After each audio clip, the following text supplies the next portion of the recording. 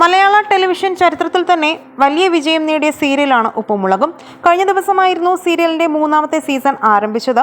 വളരെയധികം സർപ്രൈസ് എലമെന്റുകളാണ് ഉപ്പുമുളകും പ്രേക്ഷകർക്ക് വേണ്ടി ഒരുക്കി വച്ചിരിക്കുന്നത്. പഴയ താരങ്ങളെയും പുതുമുഖ താരങ്ങളെയും ഉൾക്കൊള്ളിച്ചുകൊണ്ടാണ് ഉപ്പുമുളകും 3ാം ഭാഗം ആരംഭിച്ചിരിക്കുന്നത്. സീരിയലിൽ നിന്നും പിന്മാറിയ ശ്രീകുമാർ കൂടി തിരിച്ചെത്തിയതോടെ കൂടുതൽ വൈബിലേക്ക് ഉപ്പുമുളകും എത്തിയിട്ടുണ്ട്.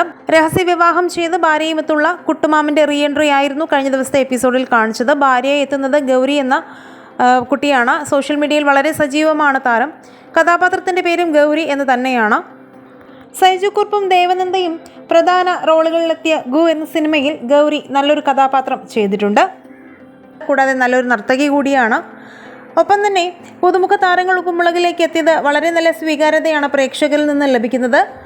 മുടിയൻ കൂടി തിരിച്ച് ഉപ്പുമുളകിൽ എത്തിക്കഴിഞ്ഞാൽ പഴയതുപോലെ പഴയ പ്രതാപത്തിൽ തന്നെ ഉപ്പുമുളകും എത്തുമെന്നുള്ള കാര്യത്തിൽ യാതൊരു സംശയവുമില്ല.